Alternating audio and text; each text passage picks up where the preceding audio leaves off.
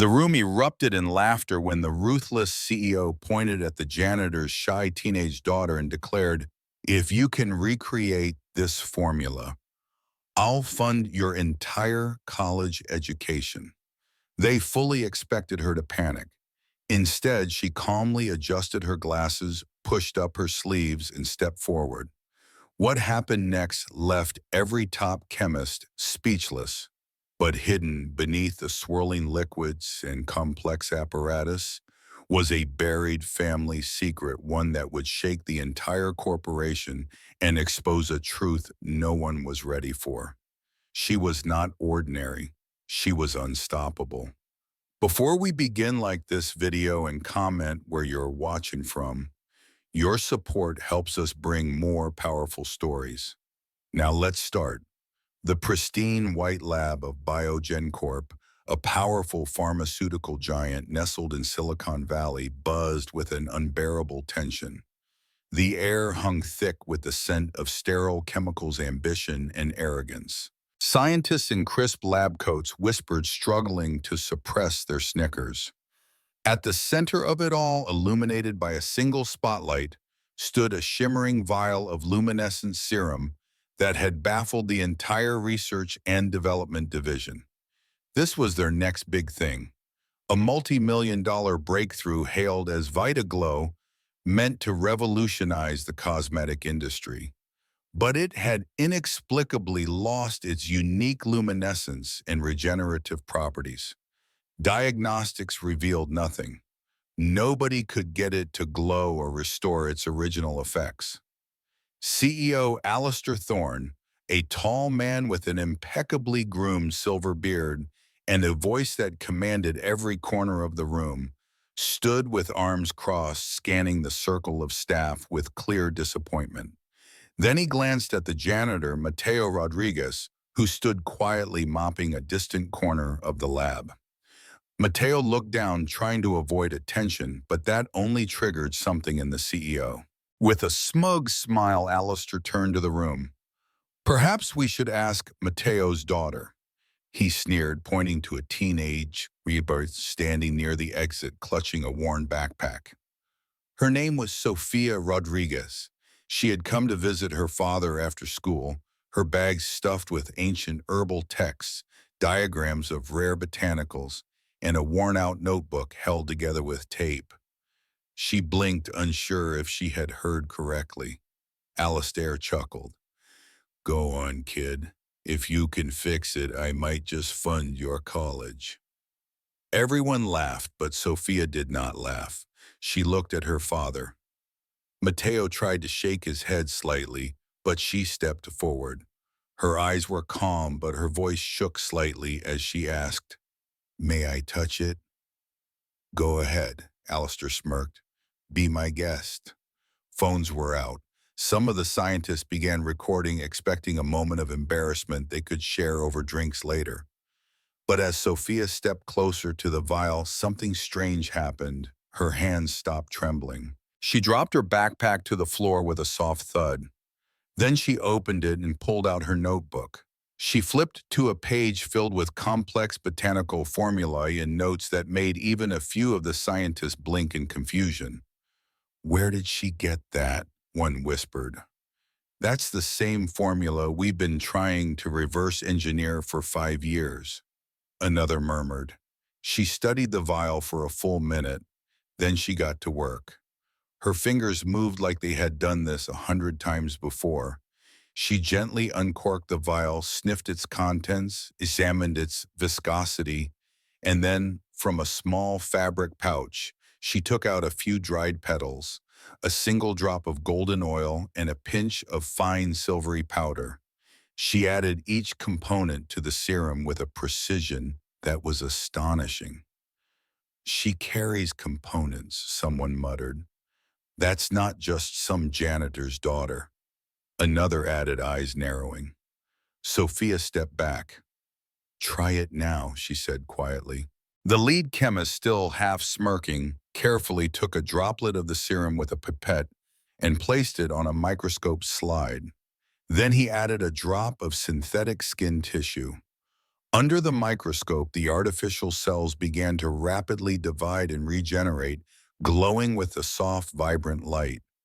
The serum in the vial itself pulsed with a renewed ethereal luminescence. The room fell silent. Alistair's face turned pale, but no one noticed his hands shaking again, this time from something deeper than nerves. The secret he had buried was rising fast, and there would be no way to hide it much longer. Silence collapsed over the room like a wave. The soft glow of the Vita Glow echoed through the cold, sterile walls, and no one dared to speak. For a full 10 seconds, the sight of Biogen Corp's most advanced product, glowing flawlessly after weeks of failure, filled the space with disbelief. Sophia stepped back, wiping a speck of serum from her fingers with the sleeve of her hoodie. Her hands were still shaking, but not from nerves. She had just opened the door to something she had tried her whole life to keep hidden. CEO Alistair Thorne stared at the vial, his jaw clenched so tight that his temples pulsed. He did not look at Sophia yet. He was trying to process what just happened.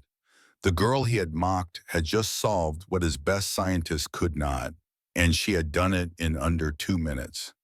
A slow clap started in the back from a young technician who had tears in his eyes. Then another followed, but it was not applause of celebration. It was awe, confusion, and fear all tangled together.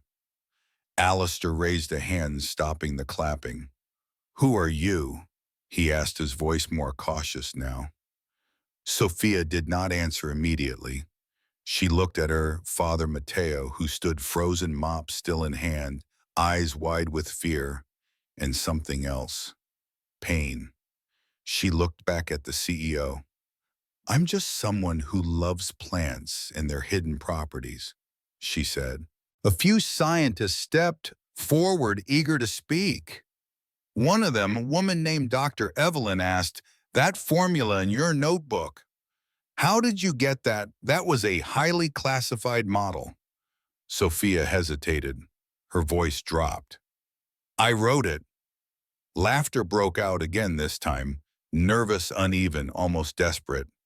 "You expect us to believe that you reverse-engineered a proprietary formula that cost millions to develop?" another man asked. "I didn't reverse-engineer it," Sophia replied, opening her notebook again and showing another page. "I developed it. This one is better." Alistair's face turned red. He snatched the notebook and flipped through the pages. Formulas, botanical compositions, molecular structures, pages and pages of intricate, original research annotated in red ink with dates going back 5 years. "You developed this formula when you were 12, he asked, his voice low. "I never said I developed that formula," Sophia corrected. "I said I developed mine. Yours copied it." A loud gasp rippled through the room. Matteo stepped forward, placing a hand on his daughter's shoulder. "We should go," he whispered. "No," Alistair said sharply. "You are not leaving." Sophia looked him in the eye. "Are you detaining us?" Alistair stepped back, realizing the implication. His ego battled with his instincts. "Of course not, but we need to talk." Matteo's voice trembled. "No, you need to listen." Alistair froze. "Years ago," Matteo began, "there was a woman who worked here, a genius. She was my wife, Sophia's mother. Her name was Isabella Rodriguez." Alistair's eyes widened.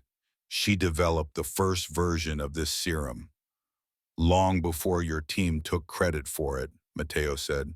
"And when she found out they were stealing her work, she tried to expose them. The next week, she disappeared in a lab accident. But I never believed that story. I took the only thing left of her, our daughter, and ran." The soft glow of the serum continued, but everything else in the room was dead silent. A pin could have dropped in that room and echoed like thunder.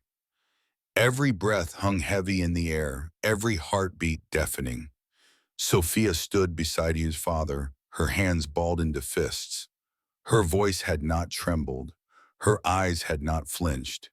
But inside her chest a storm raged, a mix of anger, fear, and long-buried sorrow that had finally cracked through the surface. Alistair Thorne stared as if he had seen a ghost. The name Isabella Rodriguez had not passed through anyone's lips in nearly 15 years.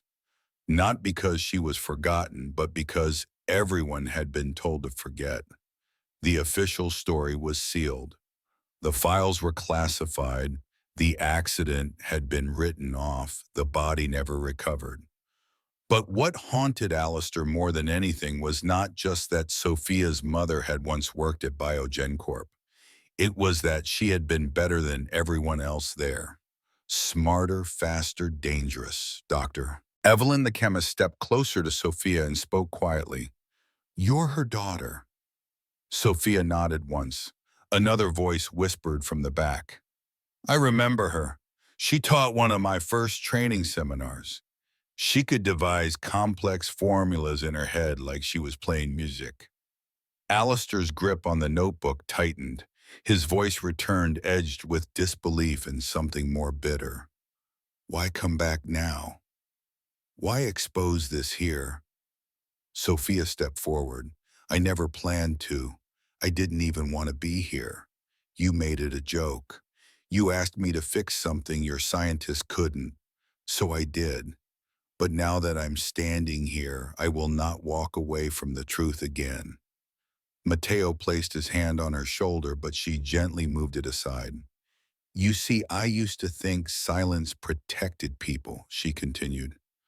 "But silence is what let her die. And if there is even one person in this room who remembers her, who wondered what really happened, then I need them to hear it." A senior scientist named Dr. Chen, with gray in his beard and guilt in his eyes, slowly raised his hand. "I was here when it happened. I saw the files get pulled. I saw her research rerouted. I never spoke up." "And you weren't the only one," Matteo said sharply. "I cleaned the labs. I heard the whispers. I saw the locked rooms, the scientists who panicked when her name was mentioned. They buried her, but they didn't bury her mind.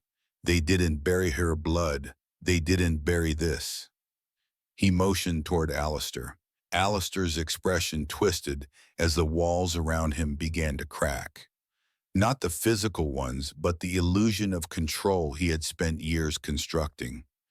"Do you think this changes anything?" he snapped. "Do you think a name and a few formulas make you someone important?" Sophia smiled, but it was not the smile of a child seeking approval. It was the calm smile of someone who knew they had already won. "You know what makes someone important," she said. "The truth. And right now, everyone in this room knows it, even you." The silence that followed was different this time. Not stunned, not awkward. It was the silence of awakening. Suddenly, Dr. Evelyn took off her Biogen Corp badge and dropped it onto the floor. Dr. Chen followed, then another and another. Alistair's eyes darted around, trying to find control again. "This is not your company anymore," Matteo said. "It never really was." Alistair laughed bitterly, but it sounded hollow. "Do you think they'll believe you? Do you think any of this will stick?" Sophia opened her phone and held up a video recording the entire moment from the moment Alistair had mocked her. "Audio-video confession." "It already has," she whispered. The clip went viral before the sun had even risen the next morning. It started as a whisper on a local science forum, then exploded across every platform like a tidal wave tearing through steel. Sophia's voice, calm and steady, resonated with millions. Her face, a perfect storm of pain and power, appeared on screens in homes, cafes, offices, and universities. People replayed the moment she said the truth mattered. They replayed the moment Alistair Thorne was exposed. They replayed the silence that followed, and they listened. By noon, Biogen Corp was trending in every state. Not for a new medical breakthrough, not for a lucrative patent, but for a cover-up. The world suddenly wanted to know who Isabella Rodriguez was and why no one had heard her name until now. A digital army dug through archives uncovering old patent filings with her initials half-redacted memos and suspicious project closures. And right in the middle of it all stood Sophia, no longer just a girl with a love for plants, no longer just a shadow, she had become the storm. Inside the headquarters, chaos churned like a machine overheating. Alistair had barricaded himself in his top-floor office, flanked by lawyers and PR advisors. They urged him to issue a statement. They begged him to acknowledge the truth or at least pretend to care. But Alistair refused. Pride was a poison, and he had drunk deeply. In the lobby, the employees gathered around monitors. Some watched with disbelief, others with hope, a few with shame. Chen stood quietly at the edge of the crowd, clutching his badge, now useless. Dr. Evelyn typed furiously on her laptop, uploading internal files to investigative journalists. Every piece of evidence was another crack in the empire. Matteo and Sophia sat side by side in the old break room. Neither spoke at first, just the hum of a vending machine and the distant sound of news anchors discussing their lives as if it were a movie. "I never thought it would actually come to this," Matteo finally said. "I didn't think it would either," Sophia replied. "I just wanted to tend to the plants that day. But you know what I realized standing in that room?" Matteo looked at her. "I was never just my mother's daughter. I was her voice, and someone had to speak for her." He nodded slowly, emotion rising in his throat. Suddenly, a knock echoed down the hallway. It was firm, sharp, almost ceremonial. A group of federal agents stepped into the main atrium wearing navy jackets with gold lettering. They did not say a word to the staff. They went straight to the elevator. No one tried to stop them. The entire company watched in stunned silence as the doors closed behind them, rising to the executive floor. 20 minutes later, Alistair Thorne was let out in handcuffs. The moment his face appeared on every screen across the building, a spontaneous cheer erupted. Some clapped, others cried, but most simply stood in awe. The man who ruled through silence had been silenced. Outside, cameras flashed as Alistair was placed into a black SUV. Journalists shouted questions, but Sophia did not speak to them. She stood on the front steps with Matteo watching the gates close behind the man who thought he owned everything. "You should say something," Matteo whispered. "They're waiting." Sophia took a breath and stepped forward. "My mother gave her life to create something beautiful," she said. "Others tried to bury it, but truth cannot stay buried forever. It rises, even if it takes years, even if it takes her daughter." And in that moment, it was not about revenge. It was about something far more powerful: justice. Sophia stood outside the BioGenCorp building as if the world itself had shifted beneath her feet. The sun glared overhead, casting long shadows across the courtyard where employees and reporters had gathered. But even in the chaos, there was a strange, almost sacred stillness around her.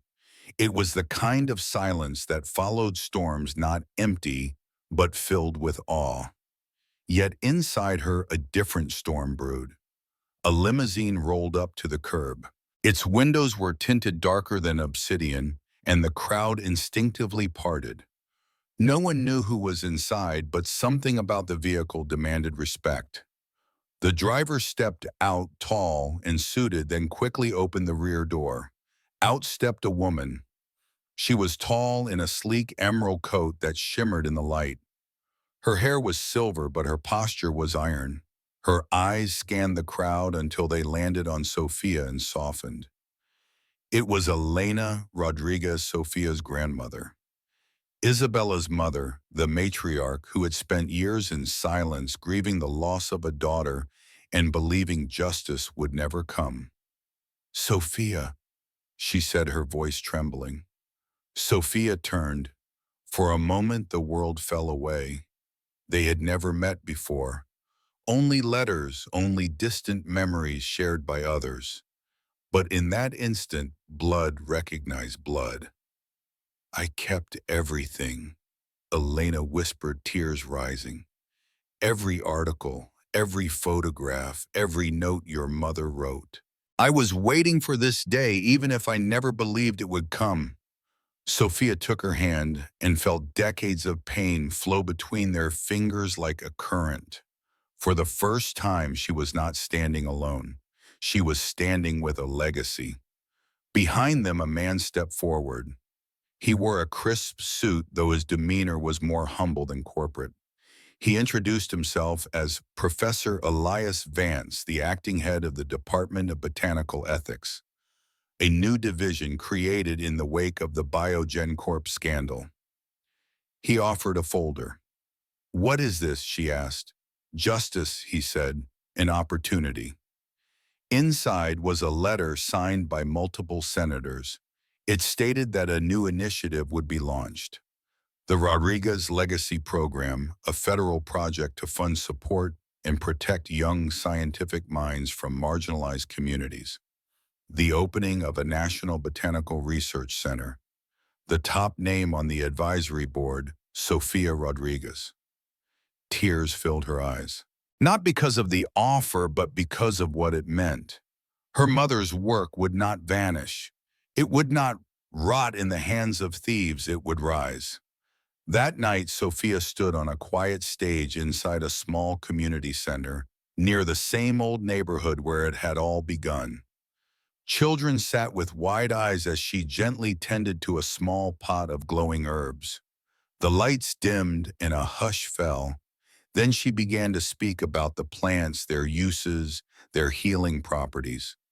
It was not just knowledge. It was memory. It was truth. It was every step her mother had taken, every injustice, every victory, every tear. And when she finished, no one clapped.